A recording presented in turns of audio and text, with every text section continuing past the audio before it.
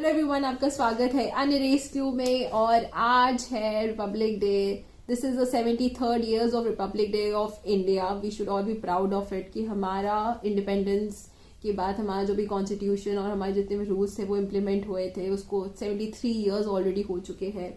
I know जब ये implement हुआ था, जब हमारे कॉन्स्टिट्यूशन जब आए थे, बहुत सारी चीज़ें, बहुत सारे रूल्स और रेगुलेशन उस टाइम पे परफेक्ट नहीं थे, लेकिन इंडिपेंडेंस होने के बावजूद भी हम लोगों ने इतने सालों तक 73 ईयर्स तक हमने किस तरीके से कितने सारे चेंजेस लाए, कितनी सारी प्रॉब्लम्स फेस करी है, but still we are standing over है। एंड हमारी हम लोग कितने इंफ्रास्ट्रक्चरली हम कितने अपने आप को इम्प्रूव कर पाए हैं। I recently talk about unicorns also.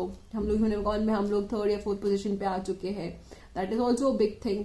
India मतलब ग्रो कर रही है धीरे धीरे, so we should all be proud of it. Apart of that, आज हम लोग रिएक्शन वीडियो करने वाले हैं, जो कि है एक वर्ल्ड अफेयर की वीडियो पे, जो कि है statue of Netaji to be installed at India Gate. What will happen to Amar Jawan Jyoti? मैंने इसे न्यूज में मैंने पढ़ा था। आई नो मेरे जो भी होगी बातें, प्लीज गाइज इसको एक पॉलिटिकल एजेंडा मत बनाओ कि आप इस ऐसे कर रहे हो वैसे कर रहे हो।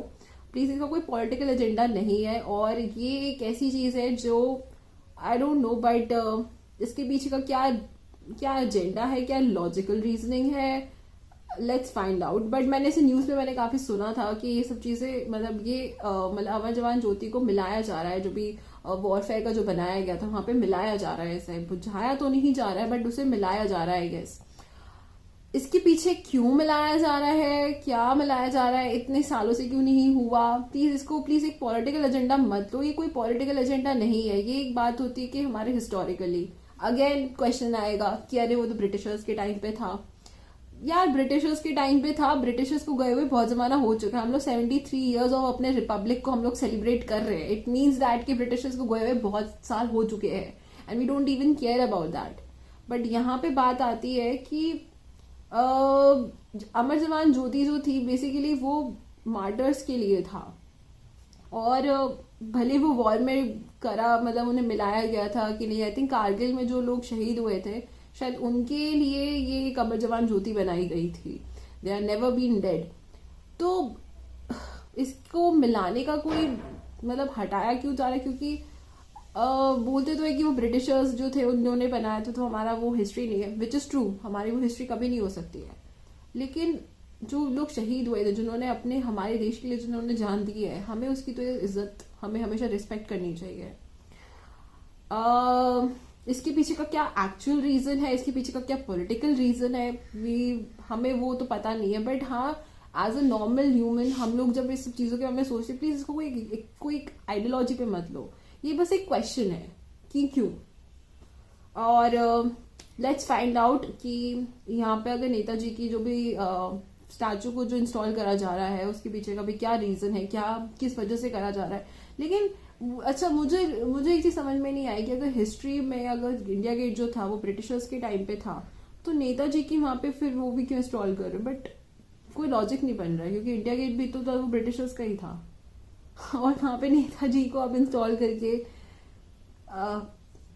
एनीवे अब इस वीडियो में हम लोग फाइंड आउट करते हैं। और वीडियो स्टार्ट करने से पहले गाइस मैं आपको बता दूं, प्लीज गाइस लाइक करो, सब्सक्राइब डेफिनेटली करो, और मुझे आप कमेंट सेक्शन पे लिख के जरूर बताओ कि आप लोगों को मेरा रिएक्शन कैसा लगा। और हम इस वीडियो को यहीं पे स्टार्ट करते हैं।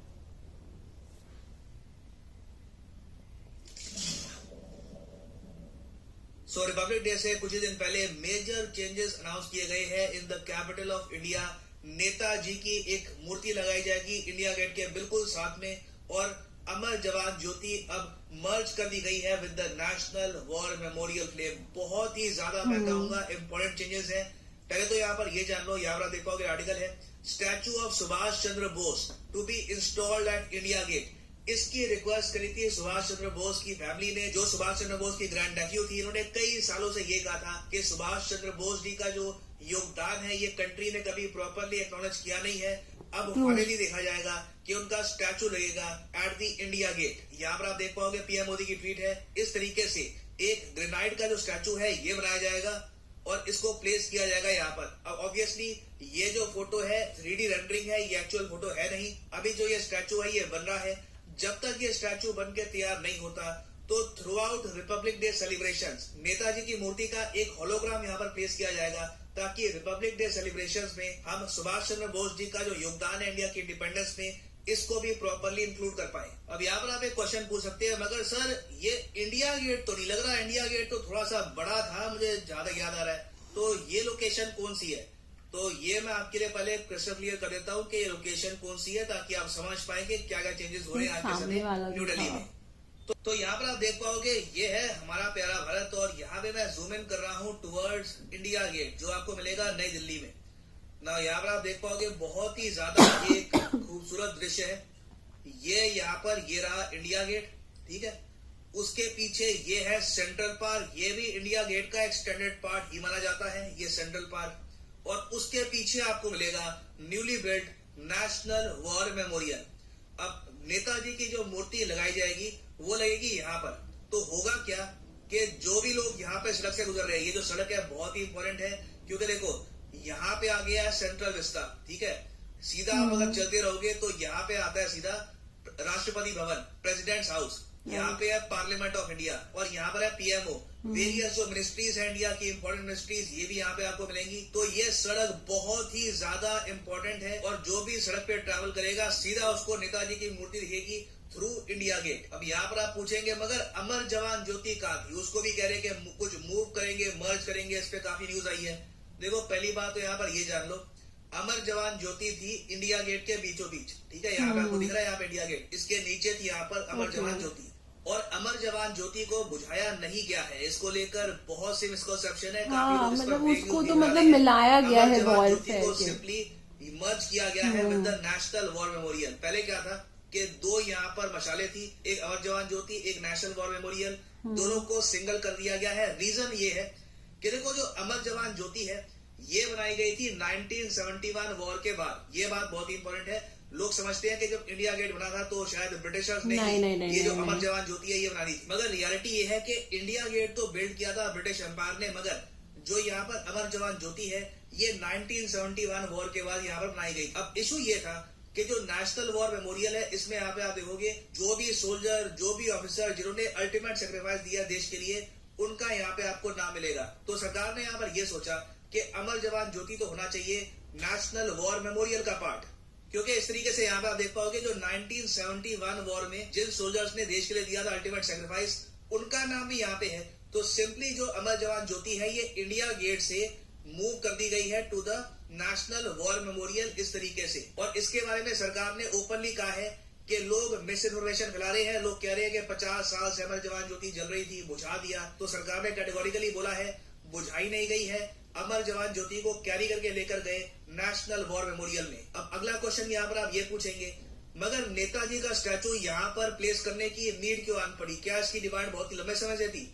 देखो बहुत ही लंबे समय से इसकी डिमांड थी, और मैं आपको ये बताता हूँ। इंडिया गेट के पीछे जो ये बहुत ही आइकॉनिक लोकेशन है, यहाँ पर 1968 तक बताया जाता है कि किंग जॉर्ज का स्टैचू हुआ करता था। ये बात किसी को समझ आती नहीं थी। देश आजाद हुआ 1947 में। देश ने बड़ी बड़ी जंगें लड़ ली, गोवा लिबरेशन वॉर लड़ ली, चाइना के अगेंस्ट वॉर, पाकिस्तान के अगेंस्ट वॉर, तब भी 1968 तक का टाइम लग गया। फिर जाकर हमने किंग जॉर्ज की मूर्ति यहाँ से रिमूव करी थी। और एक्चुअली ना सिर्फ मूर्ति, जो ओरिजिनल कैनोपी यहाँ पर थी वहां पर ब्रिटिश एम्पायर के बहुत सारे मार्किंग से लिखा हुआ था king George may he live long. किसी को समझ नहीं आता था कि देश की राजधानी के बीचों बीच किंग जॉर्ज का स्टैचू लगाने की आवश्यकता क्या है। और आज के समय देखिए कितनी खूबसूरत बात है कि जहां पर खड़ा होता है एक टाइम पर किंग जॉर्ज V का स्टैचू, अब सेम जगह पे खड़ा होगा नेताजी का स्टैचू, एक ऐसे इंसान का स्टैचू जिन्होंने चैलेंज किया था किंग जॉर्ज V के एम्पायर को। तो ये मूव देखो बहुत ही इंपॉर्टेंट है। इस मूव से हम लोग ऑलमोस्ट प्रॉपर रिस्पेक्ट दे रहे हैं नेताजी के कंट्रीब्यूशन को towards the independence of India. नहीं तो वैसे मैं आपको बताऊं, नेताजी पर इन द पास्ट जो भी मूवीज बनी है वहां पे आप देखोगे एक सर्टेन टाइटल ऐड होता था, the forgotten hero, Bose the forgotten hero. कहा जाता था कि नेताजी का जो ओवरऑल कंट्रीब्यूशन था to the independence of India, Indian भूल चुके हैं, क्योंकि जो इनकी जयंती थी लोग इसको प्रॉपर्ली सेलिब्रेट करते थे नहीं। इनका कोई बहुत ही बड़ा स्टैचू नहीं था दिल्ली में। तो अब देखो जो भी हिस्ट्री में कुछ मिस्टेक्स हुई in the past, we are slowly correcting them. और हमारे पीएम ऑफ इंडिया ये भी कह चुके हैं कि नेताजी की जो सरकार थी ये अखंड भारत की पहली सरकार थी। वो सरकार That's Victoria अखंड Memorial, I भारत की guess. पहली आजाद सरकार। नेताजी अखंड भारत के आजाद हिंद सरकार के पहले मुखिया थे।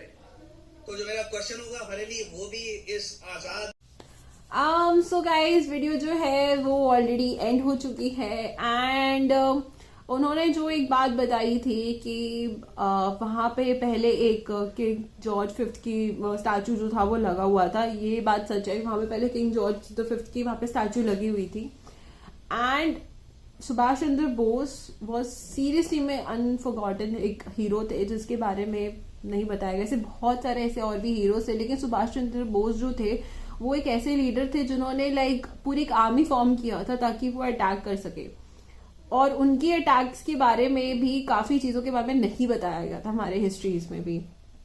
That is very much I feel like कि सही नहीं था। हमारे हिस्ट्रीज में बहुत सारी चीजें से डिस्टॉर्टेड है ऑलरेडी।